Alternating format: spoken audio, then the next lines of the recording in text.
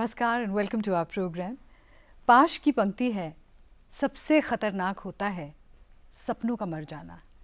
लेकिन हमारे देश में ऐसे बहुत से बच्चे और बच्चियां हैं जिन्होंने कभी सपने देखे ही नहीं, उन्हें ये पता ही नहीं होता है कि उनके सपने क्या हैं। हमारी आज की मेहमान एक ऐसी शख्सियत हैं जो बच्चों और बच्चियों को उनके सपनों से परिचित करवाती हैं। We are delighted to have on our program today the educationist and very inspiring founder of Educate Girls, Safeena Husain.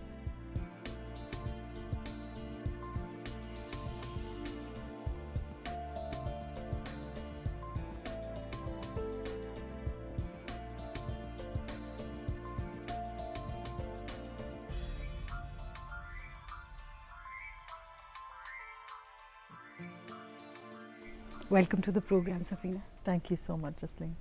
I especially decided to introduce you with this thing about dreams because that has been one of your experiences with one of the girls when you asked her बड़े होके क्या बनोगी। जी जी वो क्या कहानी थी? अब मुझे 10 साल हो गए बच्चियों के साथ काम करते करते, but really the things you encounter and one little girl once I asked her, I said तुमको बड़े होके क्या बनना है? And she says मुझे किसी ने कभी पूछा ही नहीं तो मैंने सोचा ही नहीं. And it was really like it was a revelation. It's like there was no aspiration because she said there's nothing. And that probably is the hardest thing because every child thinks of growing up to be someone. Yeah, absolutely. And it's that lack of aspiration that we see. So for example, आप लड़कियों से अगर पूछें ना कि खाने से पहले क्या करना चाहिए, हाथ धोना चाहिए, हमको कब नहाना चाहिए, रोज नहाना चाहिए, objective things, girls are able to answer. But if you ask rural girls, especially tribal girls, what makes you sad, what makes you happy, there is no answer because nobody has ever shown an interest in their feelings, which is very dangerous because A, it kills aspirations, but it also means that they're completely devoid of self-esteem, because they're not important. They have become so valueless even in their own eyes that they're not expected to have any likes, dislikes. And you've talked about how girls have names like Antim Bala. जी, ये तो मतलब we talk about mindsets and we talk about patriarchy, but sometimes just the symbols of that are so strong and so abhi just last year, a few months ago, in Ajmer district, I was in one of the villages and वहाँ पे we're just sitting with girls from the ages of around 12 to around 18 and just as an icebreaker, we said सबका introduction करते हैं, सब अपना नाम बताएंगे and things, simple things. उसमें एक लड़की उठी and I said बेटा क्या नाम है? She says मेरा नाम है नाराज नाथ. अच्छा. नाराज means angry. I said बेटा नाराज क्यों रखा नाम?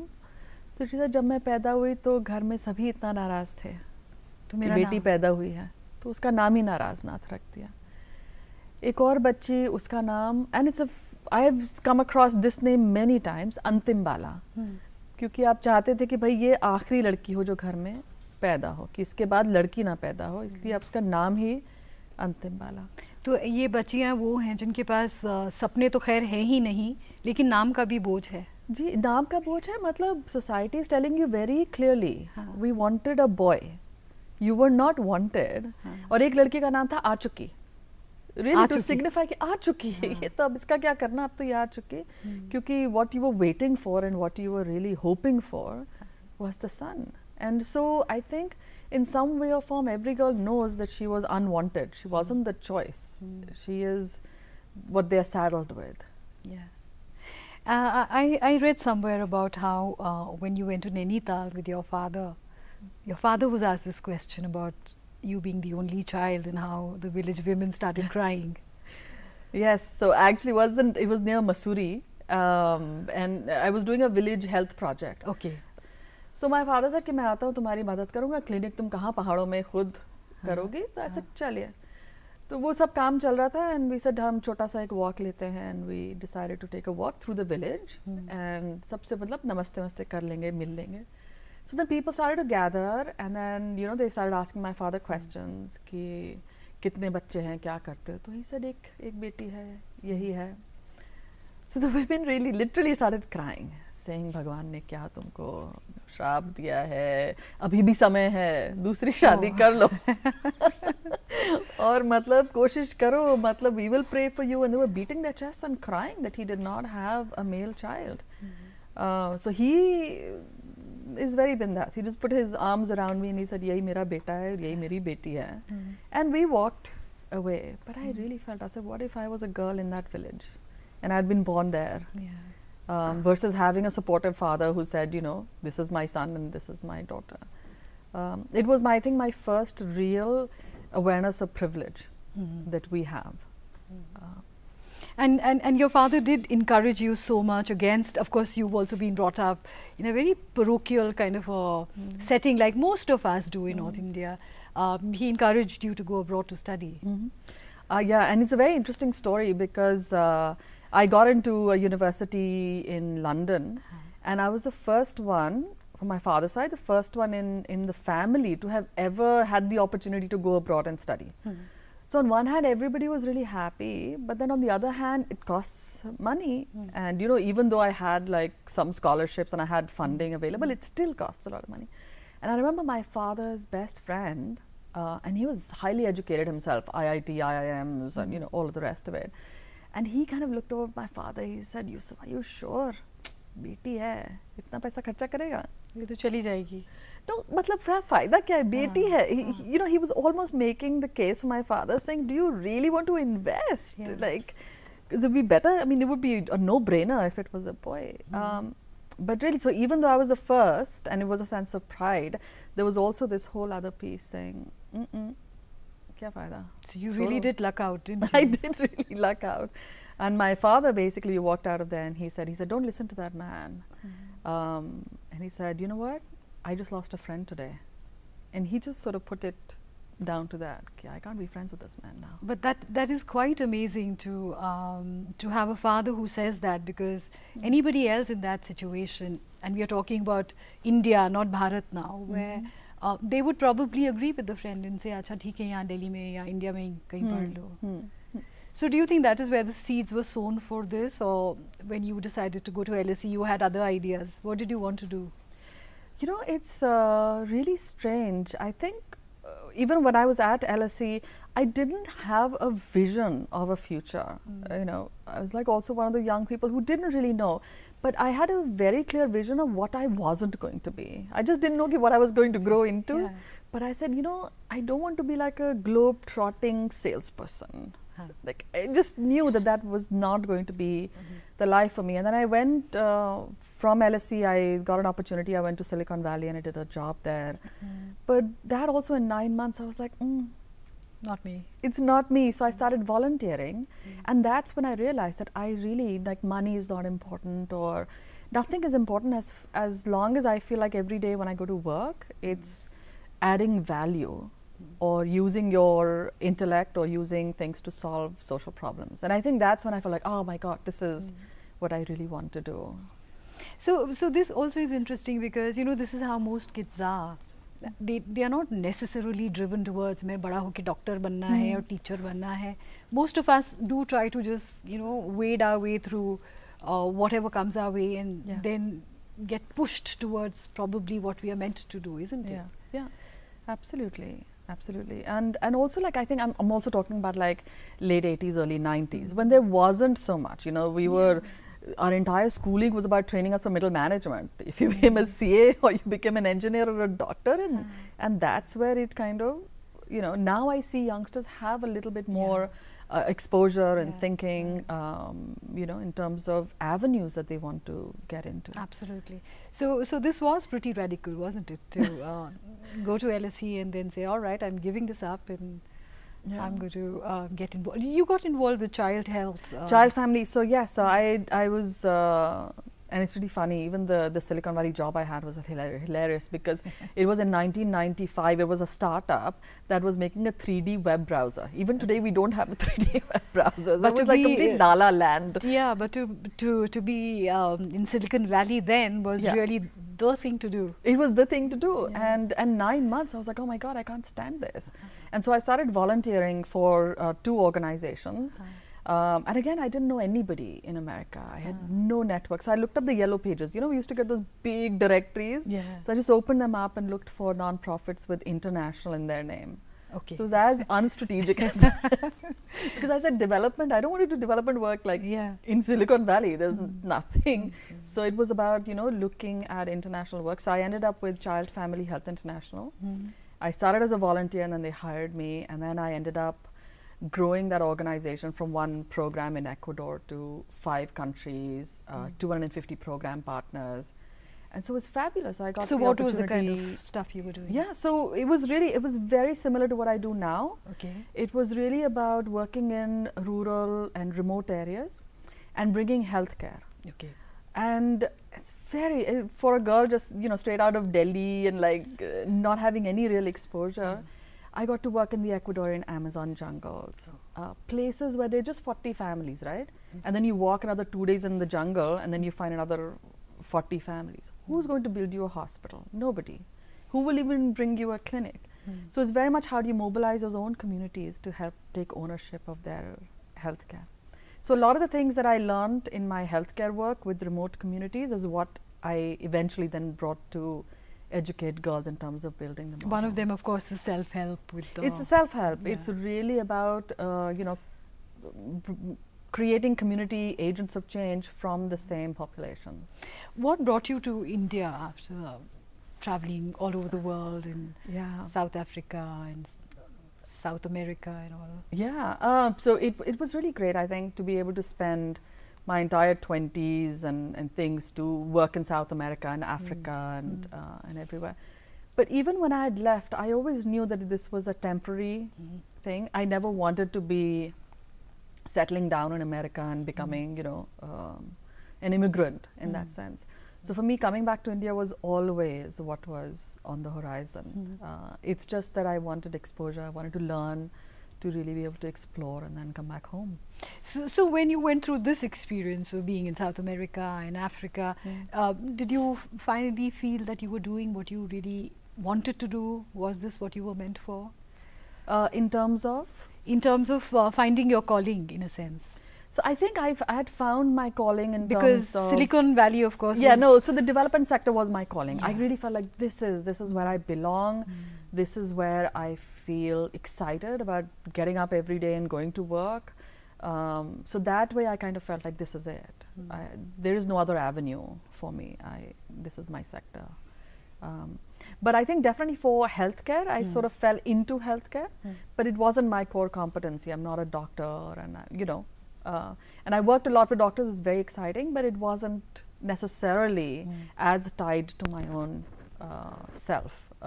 So when I came back to India, that's when I really thought, like, now I have a blank slate.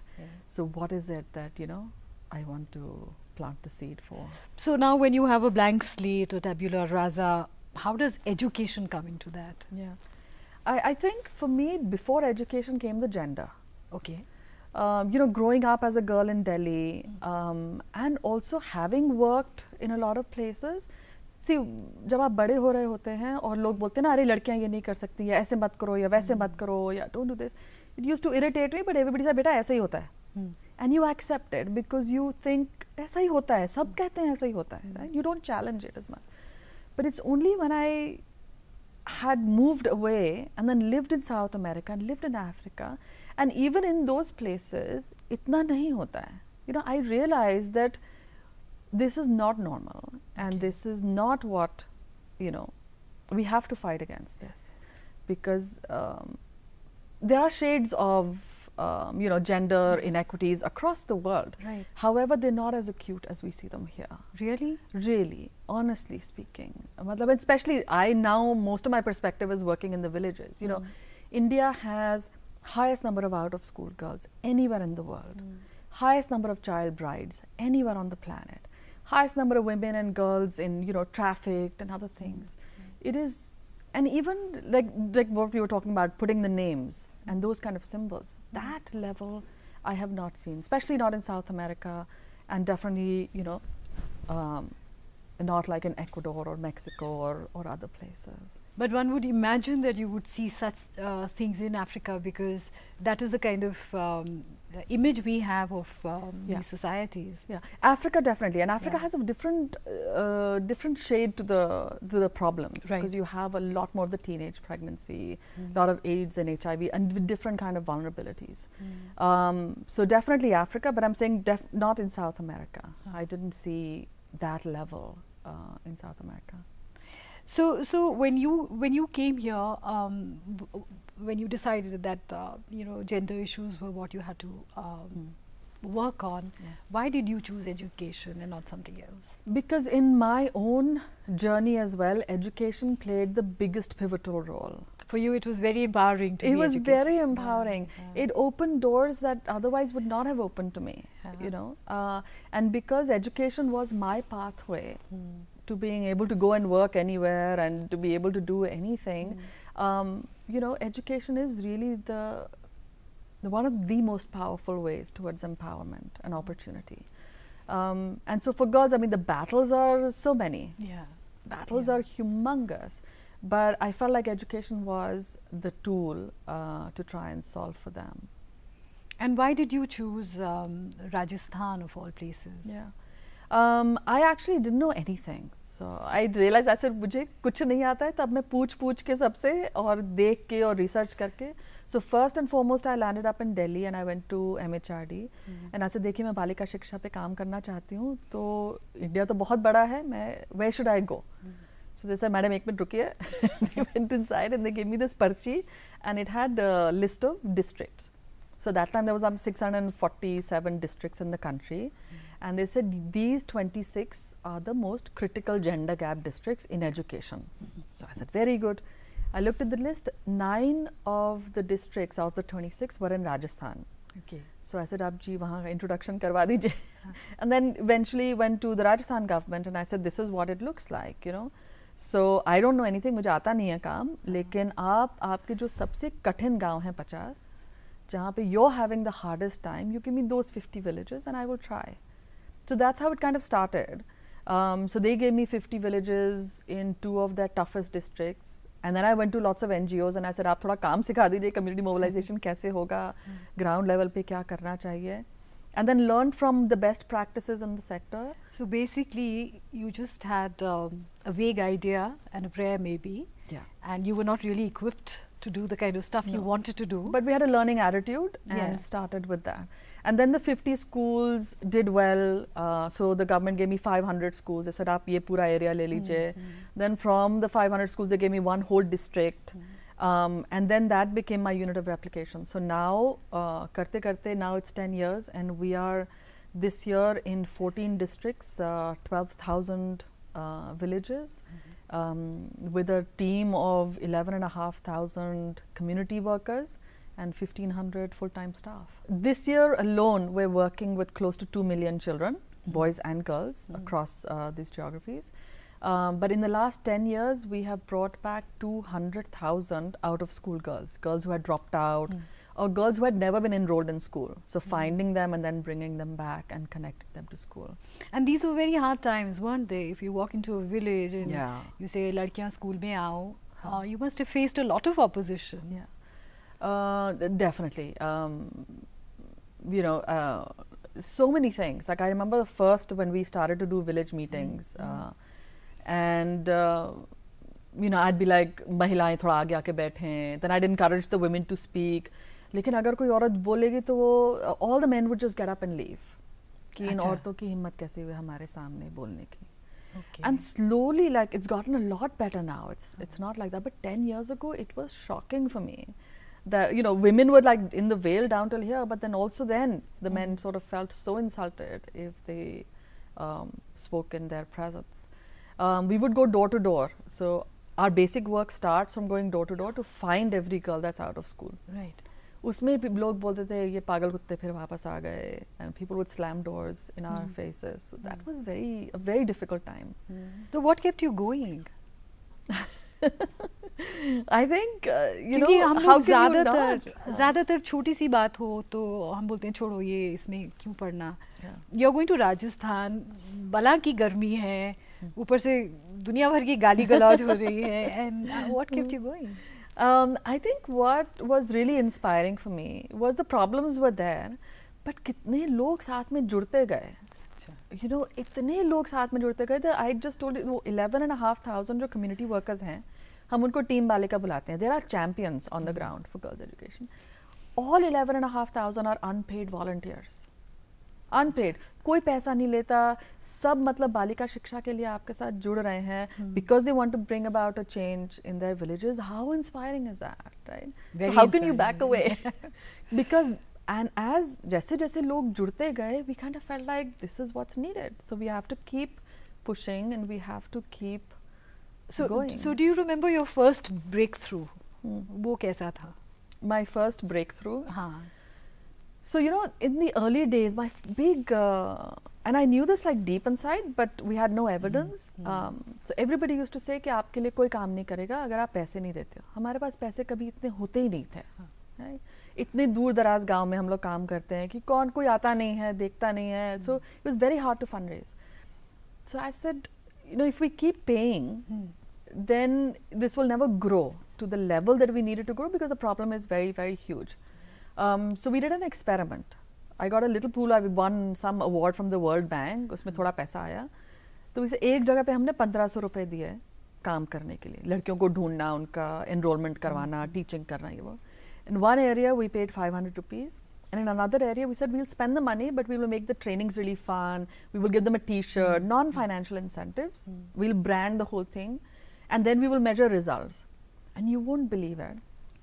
Where we had the unpaid volunteers is where we had the highest results. No, that's They were the amazing. youngest people, but we had the most impact. And we realized you have to do, this has to be a mission-driven thing. Yeah. And I think this was my biggest breakthrough. Because if I hadn't done this thing and shown this evidence to other people, saying it can work this way, we wouldn't be at 11,000 people today. You know, this is very interesting because it was mission driven and also fun. Yeah. With your branded whatever products and all. This also is a big issue about education in India. Yeah. That it's so rote driven that nobody likes going to school, or at least most people don't like to go to school, and even if they do, they don't learn much. So did you try to do something also, experiment with how education is imparted? Was that also part of your deal? Absolutely, and you're so right, because I mean, getting girls into school is just the first step. Right. Actually, the most chota step, even though it takes a lot of effort and time. But really, if they're not going to stay in school and learn, then everything is worthless. Right? So we actually went to a couple of organizations, including UNICEF, and we were like, teach us your activity-based learning. So now we've actually built a whole content and curriculum which is completely about engaging the child through activities and really sort of teaching them and boosting their learning levels. And that has shown such strong results because kids are engaged, so their attendance improves. The more the attendance is, you know, the faster and better they learn. So we're seeing exceptional results in English and math and Hindi in terms of learning levels. Normally, that's another thing that people say, that ladkiyon ko math nahi aati hai. Is that true? You know, it's yes. People say a lot of things. Yeah. लेकिन हमने जो देखा है in terms of our data, girls are always a few percentage points behind boys when we do our baselining. But it's by the time they go through the content, we find that they catch up a lot faster. A lot faster. And that's just because, you know, they end up missing school more because घर में काम होता है. I have seen families come to schools and saying, वो रेखा को घर भेज दो. क्यों? Guest आए हैं. चाय कौन बनाएगा? Oh. Yeah, so girls get pulled out Yeah. so much for the smallest of things. आज उसकी तबीयत खराब है घर में किसी की, तो आप, you know, कन्या को घर भेज दो and things. So it's very hard for them. But when you bring some good quality activity-based learning and resources their way, they run like nobody's business. See, the other thing that must be a hindrance is, of course, when you talk about girls, there are the periods when they have to be home because that can't be dealt in the kind of schools we have in rural areas, and toilets, which is a big issue. So did you face those as well? Absolutely. So when I first started working, my first district, you know, we were shocked because only 40% of the schools had a functioning separate girls' toilet. Now the number is much, much higher. But then, even when the numbers were rising on paper, see, the gender lens is missing. Right. If you don't have female teachers, if it's all male teachers and all, कोई सोच ही नहीं रहा है लड़की कि लड़की को चाहिए क्या. So we would see things like, right, there's a school, there's the main road, right next to the main road, the girls' toilet block has been built and it has no doors or roof. So how can a girl go? Yes, exactly. But किसी ने सोचा ही नहीं, किसी के, you know, which is why equity and you know, having female teachers and all that is so important, because you need that perspective as to what is it that the girls need to make the girls So schools really, girl-friendly. when you are taking a girl to school, this is all about societal development as a whole. It isn't just that one girl who goes to school. Yeah. It is. It's for actually for any kind of gender work. The key pieces are, you need obviously to build the girl, right? So her aspirations, as we talked about, her own self-esteem and confidence and leadership and all of that. But वो आप अकेले नहीं कर सकते. You have to do it with norm shift. यानी कि if the community wants to keep control of the girl, Right. and you get the girl for all empowerment, you're going to have a major clash. You'll actually put her in a more difficult situation. So that mindset change for the community is key to doing any kind of work. So when you do this sort of a mindset thing, you know, one approach, of course, is to target the women. You talk to the elder women, to the grandmothers and mothers and all. But the other also is to talk to the men, because they then tend to be the catalysts in this entire process. What has worked for you? You know, what has worked is to move away from thinking of a single strategy solution, Okay. because it's never going to be a single strategy solution. So you'll actually have to end up talking to the mother. Then the mother will say, मैं तो जी ठीक हूँ, लेकिन father नहीं agree हो रहे हैं. फिर father से आप बात कीजिए, father will say, नहीं मेरी मम्मी को problem है, and she is the head of the house. So you have to end up talking to everybody. But even more than who you're talking to or what you're saying, I mean, I think the key becomes that you and I going is not going to change it, right? It needs a local agent and a local message. So our Team Balika volunteers become key, because they have the trust of the villagers. They themselves are educated. They're role models. तो वो जब बोलते हैं तो उसमें power रहता है. And also finally, I think the important piece becomes of what you're saying if your message is authentic. अब डेटा बोलें कि जीडीपी जाता है, बढ़ जाता है लड़कियों के स्कूल जाने से, ये वो, it makes no difference. sense at all. But I have seen volunteers stand there and tell stories saying, मेरी बहन थी, उसको मेरे माँ बाप ने पढ़ा दिया था, फिर उसकी शादी हुई, फिर वो फलाने गांव में गई रहने, फिर उसका हस्बैंड की डेथ हो गई, लेकिन चूंकि वो शिक्षित थी तो वो अब सिलाई कढ़ाई से अपना घर चला लेती है. And there I see the parents, you know, coming to the table to have a conversation and for that thing to change. You know, this is really very interesting, and in a way it is the USP of Educate Girls. You know, we realized that we needed a community agent. So first we had started with something called natural leader. We thought agar hum community mobilization karenge, somebody from the community will emerge. But wo nahi hua. You know, it took a lot of time, and so eventually we came up with the Team Balika model, and it's basically Team Balika is the team that we're creating for the girl child. Right. So And the Team Balika also has boys. Yes, And that is the exciting part. And that's the exciting part. And the really the ridiculous thing is that earlier we said नहीं हमें सिर्फ ladies चाहिए. तो जब लड़के आते भी थे तो हम कहते नहीं आपका काम नहीं है यहाँ पे. And it was like a, you know, we wanted to slap ourselves a year later saying how idiotic are we and how much more powerful it is when young boys want to stand with us and fight for girls' education. तो वो थोड़ा realisation होने में हमको भी time लगे कि हमारे अपने इंटरनल प्रेजुडिसेस थे कि हम सोच रहे थे कि it should be only women. But it's amazing, we have 60% of our team बालिकास आर यंग बॉयज जो आज अपने गांव में खड़े होते हैं और बोलते हैं कि हर एक लड़की को स्कूल जाना चाहिए and work towards girls' education. In these last 10 years, it's been a huge journey with a lot of learning and as you said, slapping yourselves and saying, why didn't we do this before? But what are the major things that you have achieved that you're extremely proud of? I think things that we feel we've done really well is being able to bring back 200,000 out of school girls back into school in some of the toughest areas of our country. The second is our work inside the school. So with the learning curriculum, we run it for all the children in 3rd, 4th and 5th grade. Okay. So that's impacted about 650,000 children just in terms of improving their quality Right. of learning. You know, you talk about how children, especially girls, you have them in class till 5th, 6th, 7th, 3rd, 4th, 5th. How do you ensure that they continue with their studies? Because 5th standard is not good enough, is it? Absolutely, absolutely, you're right. And it's just because we were in the first 10 years of our journey in building the model, our first step was to focus on primary. But we've also always been focusing on the middle school as well in terms of life skills and individual tracking of girls. Right. So all the girls in our program, the out-of-school girls that we track through a door-to-door survey, etc., we actually track them individually. So we make sure that they're not going to drop out after the 5th grade, that they continue in the 6th and the 7th. And now we're actually building a learning content for 6th, 7th and 8th, Right. and making sure she's getting enrolled into secondary. Okay. So that's actually, that pilot is happening now, and that's what will grow out and scale over the next 5 years.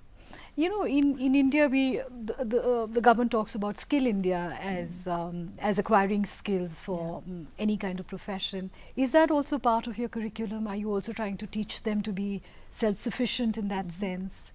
So because our children are younger, so we don't necessarily have a vocational training, but our life skills are very much about the softer skills that you need, whether it's leadership or confidence, to be able to go out and be able to, have a voice. You're a Delhi girl, so you know that being alone on Delhi streets is not safe for any girl, no matter how educated she is. And that is again where you have to change mindsets. If things happen like this in Delhi, much worse would happen in villages.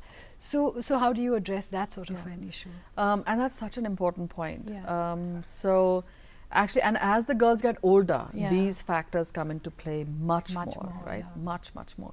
So as part of that middle school and the secondary pilot that we're doing now, one of the key pieces are two things. One is creating safe spaces for girls. Right. So even within, apart from doing learning and apart from doing the enrollment and things, at a panchayat level or at a school level, we're creating safe spaces where girls can come and be able to talk about their problems. It could be menstrual problems, it could be safety problems, but that, so we're calling that my space, but this is only for the girls to be able to come and resolve the issues that they may be facing. And also many girls face abuse at home, sexual abuse from their relatives and friends and all that also needs to be addressed. So definitely, so these are all the pieces that they should be able to address in that MySpace. The second piece is that we're actually now training the older boys to become much stronger advocates for the adolescent girls. Okay. Right? Because one of the things is what you talked about. The other thing is while walking to school, लड़के छेड़ते हैं, सीटी बजाते हैं. But what is parents' reaction? बोलते हैं school छोड़ के घर पे बैठो. Right? So really creating a whole sort of like 3 or 4 boys from each village and training them to saying you're going to be the interrupters from the boys' side of it for this kind of behavior. And then you're going to be responsible for making sure that the route that the girls are taking to school is safe. That, all of those elements can be tackled. So creating both of those, one again, like in the community, an enabling environment for the girls to be able to, and the second is a safe space where they can come and actually express if they're having an issue. The other disruptive thing to do would be probably to tell boys it's not cool to whistle or heckle girls. Do you think that anyone's working on that? Exactly. So that's what we were trying to do with creating these boys, these youth leaders, the boys, to be able to go and have those conversations with other boys. कि अगर तुम मर्द हो तो लड़कियों को नहीं, तो तुमको ये करने की कोई जरूरत नहीं है. तुम चाय की दुकान के सामने खड़े होके सारा टाइम सीटी बजाओगे, that has to just be interrupted. Or, boys even have to interrupt conversations which are deeply sexist, which are abusive in nature, even those to saying, this is not right, this is not a joke. And really building that kind of sensitivity is key. Because it leads to dangerous behavior. It leads to danger. And it leads to an acceptability of that behavior. So we've seen that in big cities when migrants come in, they don't seem to have a rootedness or a sense of belonging to the city. So the behavior tends to be different.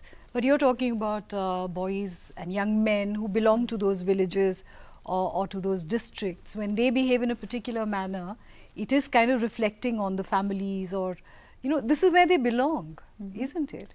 Yeah, but the thing is, I think, their patriarchy affects boys and men equally. They're equal victims of it, right?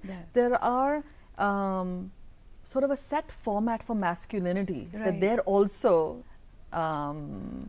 sort Caught of up in exhibiting. that, yeah. They're caught up in that, right? Yeah. So one is really through this sort of breaking that cycle, saying you really don't need, this is not about being a man. Yeah. Like being a man can be just such a higher level job Yeah. than what you're kind of stuck in. And I think that, but the second piece is I think a lot of the boys don't, I'm talking about in villages, like city baja diya, ye wo, they don't think that this is really harming someone. Yeah. Right? Yeah. तो मस्करी की मजाक किया. It's when you actually sit them down and say, when you do that, A, how unsafe she's feeling, but also the repercussions are all on her. Yeah. तुमने invite किया होगा, तुम देख के उनको हंसती हो, तुम ये करती हो, वो करती हो, and the solutions always is school छोड़ो, घर पे बैठो और शादी हो जाती है. So they don't make all of those kind of connections many times, the young boys. So really it's about helping them seeing that this is not the masculinity you want to exhibit, and secondly to think about the repercussions it's really having on the girl. I think this question, of course, is relevant to you personally. But what happens is the kind of role models we have in the media are usually either aggressive, or if you see cinema, then they are the ones who do all this siti marna and that kind of thing. Now you're married to a filmmaker, Hansal Mehta. So do you think that is a way of turning things around, where chivalry means different things? मर्दानगी का मतलब है कि आप लड़की को protect करो, उसकी किताबें उसको ऐसे धक्का मत मारो, ये सब चीज़ें ना हो. Do you ever have that kind of a conversation with Hansal? Actually, Hansal is, I think, a bigger feminist than I am. Really, he's also a much more vocal feminist than I am. And if you look at all of his work, they're always incredibly strong female characters. Absolutely. I can't think of any place where he has sort of tried to objectify women, or that his mothers haven't been really strong, or the wives have also always been really strong. That is true. And that is just innate to him. He comes from, his mother was an incredibly strong and amazing woman. she had such an influence on all of us, but particularly him. So I think he is a much bigger feminist. I would not even want to have he would be the perfect, he would be the one to tell me on what I should and should not be doing in terms of a gender equity lens. He also offered to cook for you. He always cooks. He is the cook in our house. Okay. I don't think anybody in my house wants me to cook. But my children, if he's traveling, they just look completely shocked. They're like, what are we going to do about food? He's an amazing cook. So he holds the fort in the kitchen as well. I think we should make a film about that, so that people learn that the gender roles that have been prescribed to the two genders don't really work. And they're not really valid, are they? Our kids always come back and they'll say, and since so-and-so brought this to the class to eat. And, Mama, it's in those homes where mummies cook. Like they'll always make a little point to let me know that other people have mummies who cook, because they've only seen their father. And you have two daughters. Yes. Yeah. So are they also learning what it is? Well, they're too young and too protected to really understand what happens in the world. And not, I think they're fairly aware, because I take them to the field with me a lot. And even this encounter with Naraz Nath, they were in the village with me, and so they understand it. They were as shocked. They've been to Sirohi is one of the districts we work.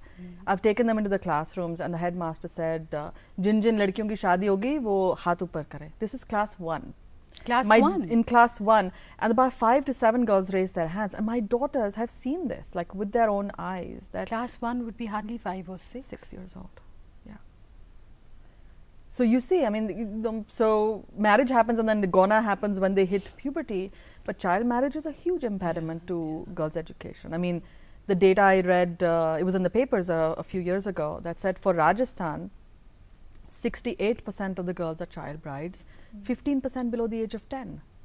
And this is despite all the laws and despite. So yeah, the execution of that law is missing. The law is there, but how it's being shown. But and also to them, so A, they're aware, but second is, I think they hold me accountable now. We were driving once past Rajasthan, and they saw this one girl emerge with a bundle of firewood on her head, उसके पीछे पे जो उसकी थोड़ी छोटी बहन, फिर एकदम छोटी बहन, और फिर एकदम ही छोटा 3-4 साल का बच्चा थोड़ा से लीव्स वगैरह उठा के सब एक कतार में चल रहे थे. And they said to me, and they looked at me accusingly, and they said, "Why is uneducated girls here? Why aren't you helping?" So they seem to think that we should be doing a lot more. Isn't that wonderful? It is wonderful. So chances are they'll follow in your footsteps. No, so we just came up with our next 5-year plan, and they said, "Can you please present it to us? We want to know how much more you're going to do." Oh, fantastic. So I had to present my entire strategy to them and get their approval. And how old are your daughters? 11 and 8. A perfect age, because they can really relate to kids that age, isn't it? Yeah. When both of you travel, normally what happens is when there's a filmmaker or anyone creative in the family, they need a lot of space and a lot of space for their mood swings. And here you are, creative in a different way, but you both need to be away from the home for such a long period of time. Who then handles the house for you? Oh my God! It always, it takes a village to bring up your children, doesn't it? So we always try and tag team. So one of us is always there at home. But there are periods once or twice a year or 3 or 4 times a year when that is just not possible. And so either we have the kids go to my father, or my father comes and stays, or his sisters will come and stay, or his father. So somebody or the other in the family is always kind of chipping in to support us. The CEO of one of the multinationals said that her mother told her, when you might be the CEO of a multinational, but when you come home, you're just a wife.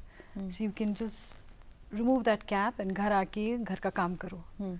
So for somebody to say that is usually very shocking, that even when she's working, one ear is to the house and to the children, how they're growing up, unka homework hua ki nahi. She has to put checks and balances in place for that. But for you, fortunately, that's not the way things move. Yeah. I think to some extent, you could be going to go and do a pitch for fundraising, and I'll be closing the door and thinking, "Bachcho ke lunch ke liye dahi tha kya fridge mein?"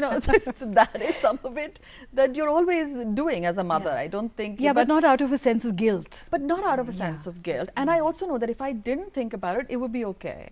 And Hansal's probably also thinking about it. आज मैं सोच रहा हूँ mixed दाल बनाऊँ बच्चों के लिए कि धानचक बनाऊँ. He's like having this other kind of a thought in his mind as to what he wants to feed the kids, and he's planning the menu in the evening, and so it's an equal. Isn't it wonderful how both your father and now your husband have kind of brought you where you are, in a sense? They've kind of, by letting you go where you want to go with the flow, they've allowed you to be, and this is where you are. And I think but that's what partnership and family and support systems, I feel like, yes, I know that this is unusual in a lot of different ways, but I think we all need that, right?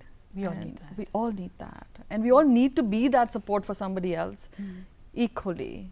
But yes, I feel very fortunate. But for a young girl who ran away to the ashram, what was that phase like? It was incredible, actually, to be able to be that age and to be able to stay on the banks of the Ganga in an ashram, and you start the day and you do yoga and meditation. फिर आप सब लोग बैठ के नाश्ता बनाते हैं, खाते हैं. Then you go to Paramartha ashram for a lecture, and then you go to another ashram for another lecture on spirituality, and you come back and you have lunch, and शाम को आप फिर थोड़ा आपका भजन कीर्तन होता है, या you read the scriptures. It was incredible, and I felt like it was possibly the best part of my educational journey. Really, truly, it was. My Devi also taught me about classical music, and she introduced me to Tagore's poetry, and we would go and do a lot of the social work around as well. So it was just the most calming, most beautiful time of my life. So do you carry any of that with you now? It's almost like that's the memories of the ashram, and always kind of centers you. So whenever you're in deep stress and things, my mind will always kind of bring me back to that time to bring a sense of calm and to sort of focus and center. So do you practice any yoga? Yes, I do. You mentioned that your Devi also taught you appreciation of classical music. So do you kind of go back to that in some way? Not so much. I think, you know, Hansal is very much into music, so our house is always full of music things. But I've never really been able to distinguish one rag from the other. So I leave all the artistic bits to him. But he and I definitely like to watch a lot of cinema and, you know, good cinema and go to festivals and. That's good fun. you Yeah. know, yes, especially international cinema, if you get a chance to see all that. Yeah. But what is the kind of music that reverberates in your house? So if you want to, you know, bring a finale to the program, what is the kind of song that you would like to So listen to? nowadays, the only thing that's running in my house is this new box that's come out, the Caravan, which has all the old Hindi songs. Yeah. And so even my daughters are requesting Manna Day. And so it's just like beautiful old film songs that are playing in our house all the time. I want to know where you are headed now. What is it that you would like to now do next? So I think in terms of what I would like to see happen is in the last 10 years, we were able to reach around 4 million children altogether. And the problem is so much bigger than that. So in the next 5 years, I want to be able to go into 31 districts. Okay. Again, so UP, Bihar, I want to be able to move into those states beyond Rajasthan and Madhya Pradesh. And reach at least 15, 16 million children. And like you said, you kind of reminded, it's like, you know, just the 5th grade is not enough, just the 8th grade is not enough. To really be able to take my work deeper so that we see all of our girls, we see Naraz Nath and we see Antim Bala and we see Achuki and we see all of them completing secondary school.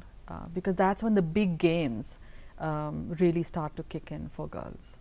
Well, I hope that happens soon for all the girls in India who are still out of school. I do hope that you reach them soon. And thanks so much for being on our program. Thank you so much.